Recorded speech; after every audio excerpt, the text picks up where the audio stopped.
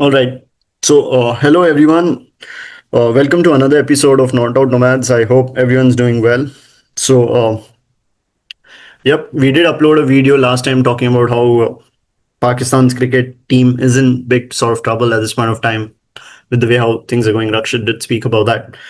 And in today's video, I'd be bringing about the India's match. So, what happened in the first group stage match which they played? It was a pretty heavy defeat in terms of the runs and the margin. And apart from that, also, I would like to talk about the qualification scenarios, as in how teams are at this point of time, which team has the highest chance of going forward, and what's in store for us now. So, we'd be talking about all these things in this particular video. So, let's get started. In terms of the match, I did get to see bits and pieces of the match. So, South Africa, having won the toss, they decided to bat first. So the power play for Team India went quite good, actually, if you look at it. Because at one point of time, South Africa was 23 for 3. Ashdeep picking one wicket, a really good ball. Bumrah being at his best, he's world class, we all know it. His variations, as in, when you look at Bumrah's over, each ball is an event. It's something like that because the tight lengths are there. A Yorker is coming at some point of time in his over, but you don't know when. So that's the surprise. And he did deceive one of the batsmen with a slower one. That was pretty good to watch. And to decock the one going to the leg stump, swinging and coming to the leg stump. That length is difficult to pick no matter which format it is. And that's just brilliant piece of bowling. Not the first time you've seen it. We've seen it many times. But it's a joy to watch him bowl, for sure. Even if the wickets are coming or not, it's just that how difficult he makes it for batsmen. That surprise element which is there, that's fun to watch. So yeah, so India did put South Africa in the back foot with 23 for 3. But then what happened was something called as like a counter attack punch from South Africa. Both David Miller and Deval Brevis, they came with intentions and they batted for quite some time. After the power play, I think till the 11th, 12th over or something, they got South Africa to a pretty solid score by then. The runs were coming in. That's the thing. They did attack Varun Chakravarti. Now what happens is, and teams do that, when you attack one of the best bowlers in your team, the team goes in a back foot. And that's exactly what they did. Brevis was able to pick the lengths of Varun Chakravarti, and he did end up going for a lot of runs. And it also dents the confidence of the bowler after a bit. So, and after that, you could see the momentum shift towards South Africa. So it was really good knocks from David Miller, Deval Brevis, as well as Tristan Stubbs hitting 44 of 24 in the last overs, and that propelled the score to 187. I think that was the score, 187, 188, something like that, 180 plus score. So that's always a good score, anywhere between 170, 180 to 200. Dew right now isn't being much of a factor compared to the matches which were played against New Zealand earlier this year, Jan, because obviously colder time you'll have more dew coming in. Right now, dew isn't playing much of a role. So batting first or batting second, there's not much of a difference. That's why we talk about dew a lot. India comes into bat. Now, in India comes into bat, what happens is you lose early wickets. You lose Ishan Kishan for a duck. You lose Abhishek Sharma, and then you keep losing wickets. India also did lose 3 wickets by the time the power play was, I think, over going on. And we could see that not much of a significant contribution from the top 5 batsmen. And what that does is it makes it really tricky when you're chasing 180. You need at least the top 3 or top 5, someone to fire, someone to stay longer. Another thing I would like to talk about is the approach of Indian cricket team while batting. We really like the approach, right? The aggressive, like go play an impactful innings, go hard from ball one. This was a joy to watch in the bilateral series, obviously. What happens is this approach is good, but it's a double-edged sword. Days when you're good, it's just amazing. But if the pitch does a bit, if teams come up with plans, then this approach wouldn't be work. It's not like one approach which would work all the time. You gotta innovate or you gotta come with a different plan. Why I'm saying this is because when you're looking to slog almost every other ball, what's happening is the dot balls increase, and that takes your team to the back foot. India had 54 to 55 dot balls in their innings, and that's almost like 9 overs of dot balls. And that's a significant, right? Almost half the innings of dot balls. At least that would have been another 50 runs. Not 50 runs. Okay, let's go with 45 runs from 55 balls. Even if it was 45 runs, the margin of defeat reduces. And that's exactly what I'm trying to talk. Because this margin of defeat, we'll be having a look at the table and how it's going to play a role in terms of India's qualification scenario. But these are the small things making a lot of difference. And that's why you sort of start appreciating the way how Virat Kohli used to pace his innings, whether it's T20s or ODIs, where there's a bit of an anchor role. There are times when he goes attacking. And it's according to the situation, right? You play according to the situation. And that's the reason why he's been one of the best and he's doing it for so many years and consistently as well. So now, I mean, people, and that's the reason why he won more matches for India with that approach as well, right? So India gets bundled up for 111, and because of that thing, the net run rate is gonna make a huge impact. It gets a huge. It's a hammering defeat. Let's just put it straight, just that way. There are obviously some selection questions which do come in as well, as in having one of the players being played ahead of the other one. Not sure if maybe it would make some difference, but overall, South Africa was a better team, so I think they would have still won the game. Maybe the margin of defeat would have been different, but overall, it was South Africa's solid game in terms of batting, counter punch, attacking cricket, and bowling. Their bowling has been phenomenal as well. Made batsmen struggle, and I mean, when you think you got batting depth till 8 for Team India, and still the target's not getting achieved, or you're not even reaching quite close to the target, it shows how good South Africa has come up with their plans. They did use slow balls a lot, and that sort of worked because Indian batsmen in today's day and age, we know that they love pace because the moment the pace is there, they're just looking at the timing and the ball just travels. But yeah, the slow ball approach was the plan, worked well, executed well, and that's put India in back foot. So yeah, it's a heavy defeat, and I mean, yeah, I mean, everyone sort of not happy with the result, with the way how things have turned up. I know social media, I could see Indian fans. It's been like an outrage that should have played better, should have done this, should have done that. But once it's over, things are over, so can't really do much about it. But okay, now since the match is completed, I'd like to talk about the points table. Quite important, right? So I'll just share my screen. So we'll go to the scoreboard, but I think I did speak about the scoreboard, Brevis, Miller, Stubbs batting, so and the Indian bowling as well. So I'll just not go through the scoreboard. But yeah, you can see contribution from Shivam Dubey, but apart from that, nothing else much major. And that also has been at a strike rate of just 113, so not like a heavy strike rate. But this is where South African bowlers have dominated. Just 8 runs per over, and that's still below the expected run rate, right, while chasing. And that's been solid. I think Corbin Bosch has been pick of the bowlers, just giving 4 runs. And that's the dot balls now, right? I mean, they're not dot balls shown here, but okay, yeah. Wait, so yeah, 4 runs he's given, and he's picked up 2 wickets. So I think he's the pick of the bowlers. But yeah, wickets just kept falling, and that pretty much summed up the game. Yeah, 26 for 3. And South Africa were in a similar situation. It's just that 20 for 3. Yeah, so this is a good thing to talk about. South Africa was 20 for 3, India being 26 for 3. What's happened is these two South African batsmen, they stayed longer. Counter attacking cricket was played, and this is where South Africa changed the game from there on. And India just kept losing wickets. That's where the difference has come. Because they lose their 4th wicket in what? When they reach a score of 117. So that's a pretty solid score already there. But India just kept losing wickets, and that pretty much bundled up the innings. So that's what it is from the maths point of view. Now let's come to the points table. And what's happened is, so we've got the first game done and dusted from Group 1, which is India's group. Now, okay, so India's at a net run rate of minus 3.8. This is going to be a worrying sign, and I'll explain you why this is going to be a worrying sign. Now, India's next match is against Zimbabwe and West Indies.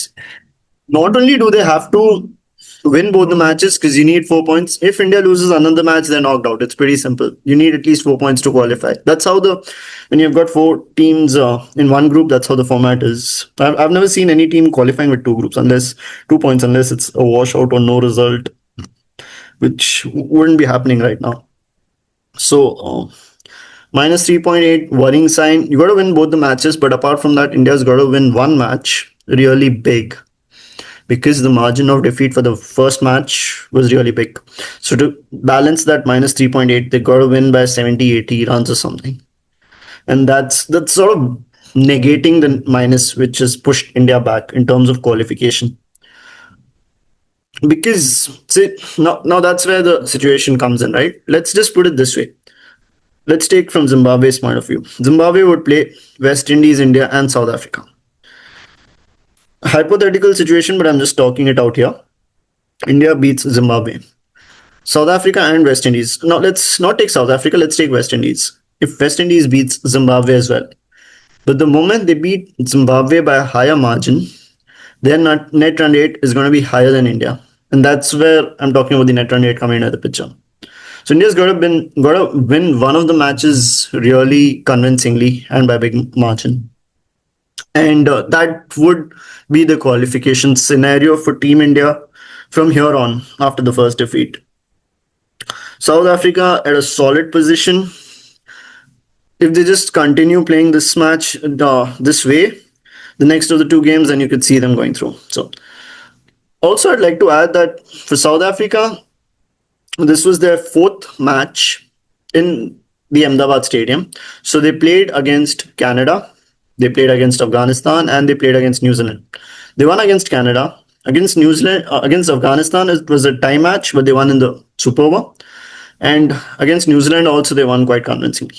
So playing India was like their fourth match.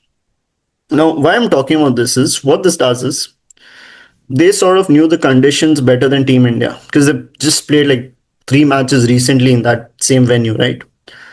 Now, by conditions, I mean the pitch, the ground dimensions, as well as if there's dew coming, not coming, and that could be the reason why they decided to bat first as well. So those are the factors. So because they played those matches there, they knew the conditions better.